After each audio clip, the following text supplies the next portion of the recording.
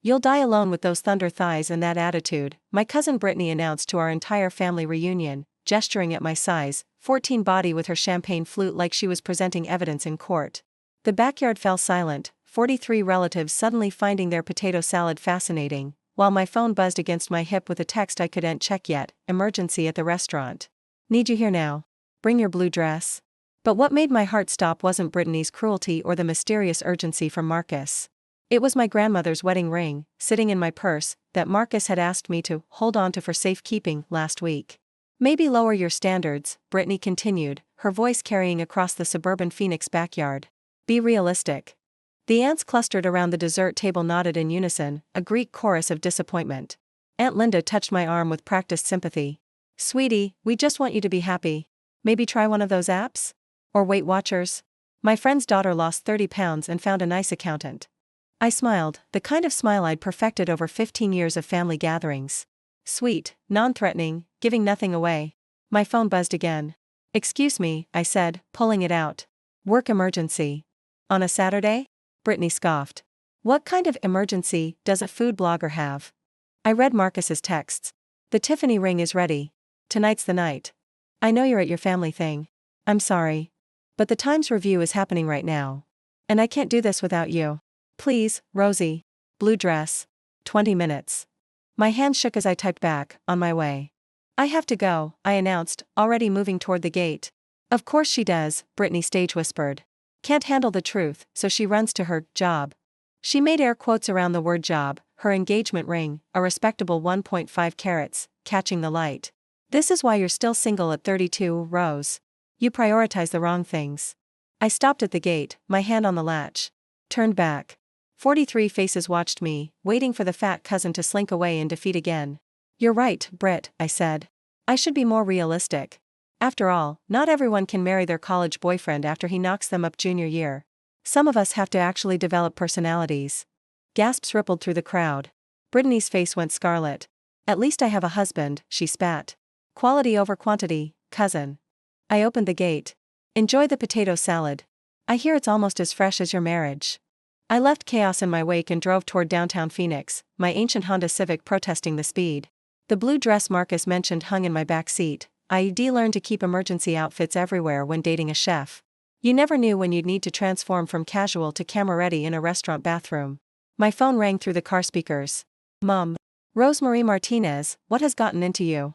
Self-respect, apparently. Brittany is crying. You ruined the reunion.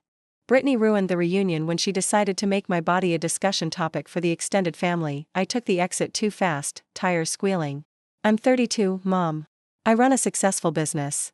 I'm happy. Why isn't that enough? Because you're alone, Mija. And you're not getting any younger. Or. She paused delicately. Smaller. I'm not alone. The words slipped out before I could stop them. A cat doesn't count, Rose. I don't have a cat. I have a boyfriend. A serious boyfriend. For 2 years. The silence stretched so long I checked to make sure the call hadn't dropped. 2 years. Her voice was small. Why didn't you tell us? Because of today. Because every family gathering becomes the Rose needs to lower her standards show. Because you've made it clear that no successful, attractive man would want me as I am. We never said. You say it every time you suggest Weight Watchers. Every time Aunt Linda mentions her friend's daughter. Every time you let Brittany treat me like a cautionary tale. We worry. I have to go, Mom. My boyfriend needs me at his restaurant. His restaurant? Goodbye, Mom. I hung up as I pulled into the parking garage of the Gilded Fork, Marcus's restaurant in the renovated warehouse district. My hands were still shaking as I grabbed the blue dress and my emergency makeup bag. The back entrance was propped open, unusual. Maria, the sous chef, practically pounced on me. Thank God. He's losing his mind. The Times critic showed up unannounced, ordered the tasting menu, and Marcus is having a breakdown because you're not here. Why does he need me for a review? Girl, you really don't know? She dragged me toward the employee bathroom. That man has been cooking for you for 2 years. Every dish, every menu change, he watches your face when you taste things. You're his compass. Without you, he's just throwing expensive ingredients at plates. I changed quickly, transforming from family reunion casual to date night elegant. The blue dress hugged my curves and all the places Brittany said were too big, but Marcus said were just right. Also, Maria added as I fixed my lipstick, he's been acting weird all day. Dropped a whole pan of the duck confit. Burned the souffle. Twice. Victor thinks he's having a stroke. Where is he? Kitchen. But Rose? The critic is at table 7. Maybe peek at them first? I slipped into the dining room, staying behind the partition that separated the kitchen entrance from the main floor. Table 7 was the best seat in the house, corner booth with a view of the open kitchen, intimate but not isolated. The critic sat alone, photographing each course with subtle professionalism. I recognized her from industry events, Helen Morrison, whose reviews could make or break a restaurant. She was examining the amuse-bouche with scientific intensity. Rosie, thank God. I turned to find Marcus behind me, all 6'3" of him vibrating with nervous energy. His chef's whites were pristine but his face was flushed, dark hair escaping from under his toque. You okay? I touched his arm, feeling the tension thrumming through him. No. Yes. Maybe. He ran a hand through his hair, further destroying any attempt at professional composure. I need you to taste the next course. It's the duck, and I've made it 6 times, and it's still not right, and she's already through the amuse-bouche and the soup, and if I don't nail this, hey. I caught his face between my hands. Look at me. He did, those brown eyes that had first caught my attention at a food festival where I was covering the event and he was competing. He'd lost that competition but asked for my number anyway, saying anyone who could describe his failed soufflé as ambitious in its defeat was someone he needed to know. It's just another dinner service, I lied. It's the Times, he whispered. And it's more than that. Tonight was supposed to be, he stopped. Just taste the duck. Please. I followed him into the kitchen, where his team worked with the precision of a military unit despite the underlying panic. The duck sat on the pass, 5 perfect portions plated with architectural precision. I tasted. Closed my eyes. Let the flavors develop.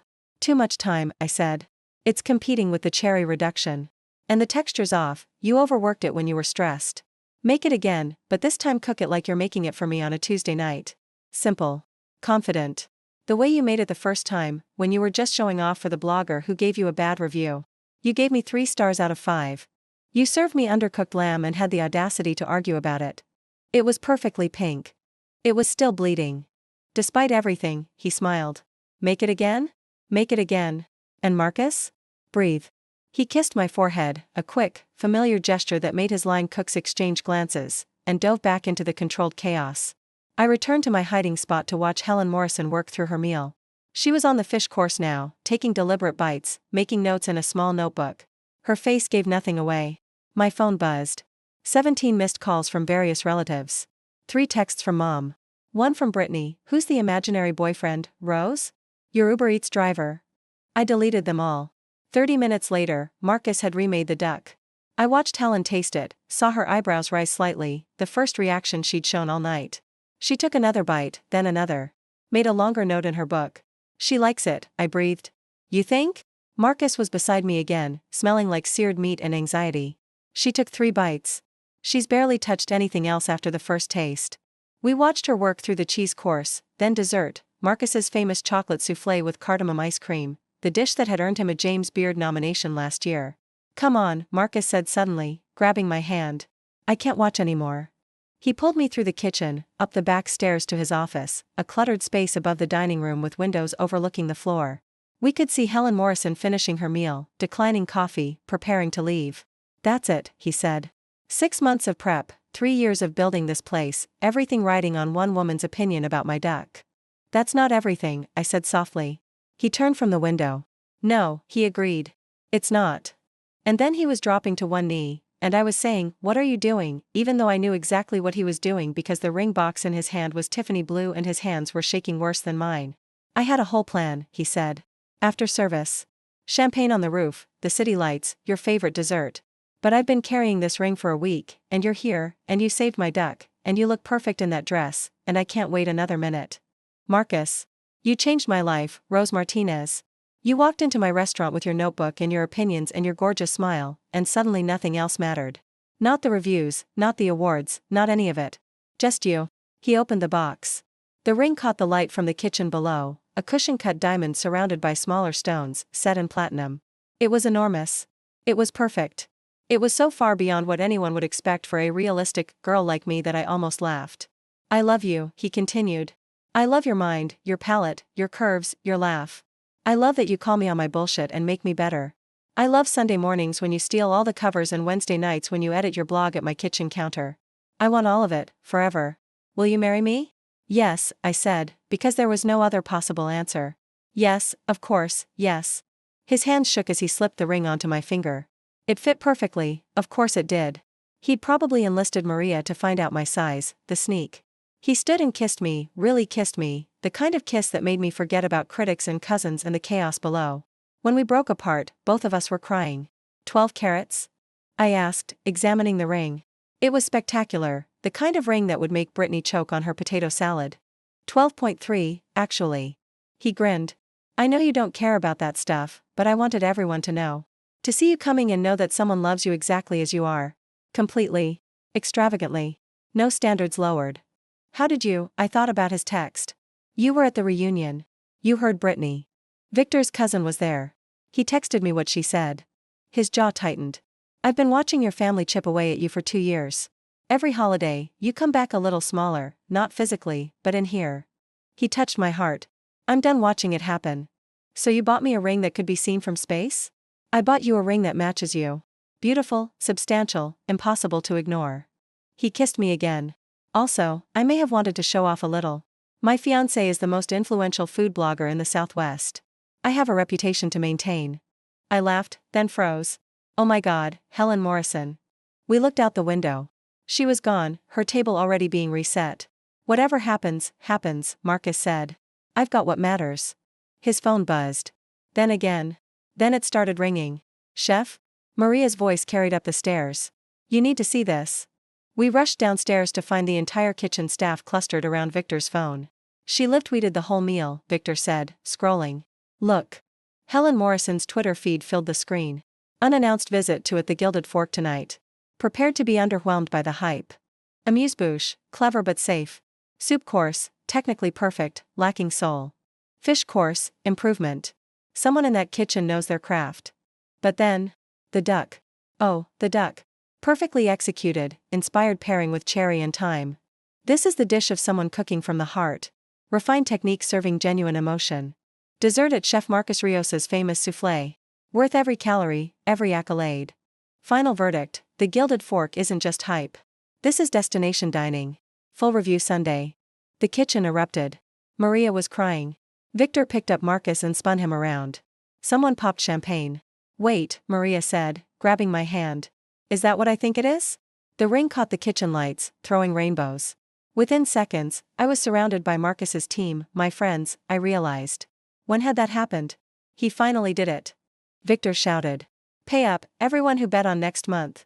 You were taking bets on our engagement? Marcus demanded. For 2 years, Maria said. Ever since you started planning menus around her favorite ingredients. My phone rang. Mom again. I almost didn't answer, but something made me pick up. Rose?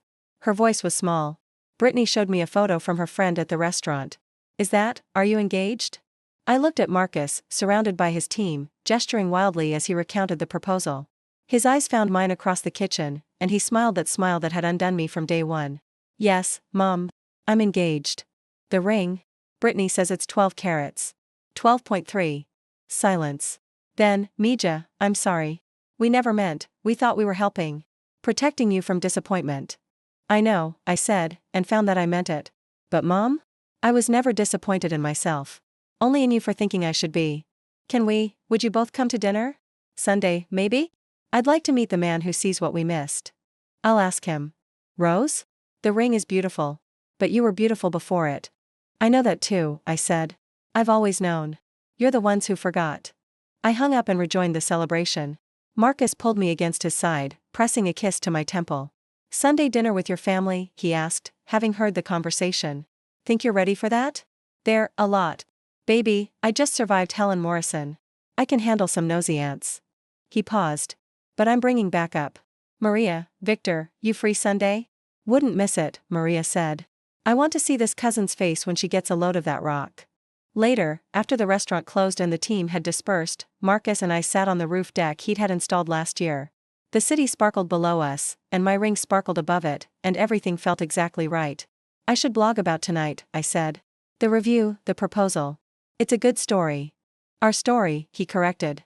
And Rosie? Make sure you mention the ring. In detail. Maybe include measurements. I laughed.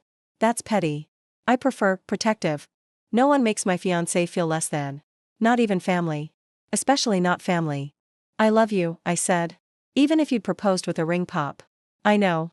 But did you see your cousin's face in that photo? He showed me Brittany's Instagram story, a blurry shot of us kissing in the window, my ring visible even from the street. The caption read, "Cousin Rose getting engaged." The comments were already piling up. Is that ring real? OMG the size. Who's the guy? Isn't he that chef from the magazine? You know what? I said, snuggling closer to Marcus. Maybe standards are overrated. Maybe the only thing that matters is finding someone whose weird matches your weird. Food metaphors? Really? You proposed over duck. We're past the point of food metaphors. I held up my hand, watching the ring catch the light. Besides, anyone who thinks I need to lower my standards clearly hasn't seen what raising them looks like. Instagram caption. Definitely. I pulled out my phone, angling for the perfect shot of the ring with the city lights behind it. How's this? Said yes to the chef who seasoned my life perfectly. Sometimes the best things come to those who refuse to settle. Tag your cousin, Marcus suggested with a wicked grin. That's definitely petty. Protective, he corrected again, then kissed me as I hit share. My phone immediately exploded with notifications. But for once, I didn't care what anyone had to say about my body, my choices, or my realistic expectations. I had a 12.3-carat ring, a 5-star review coming, and a man who'd loved me at my highest weight and my lowest moments.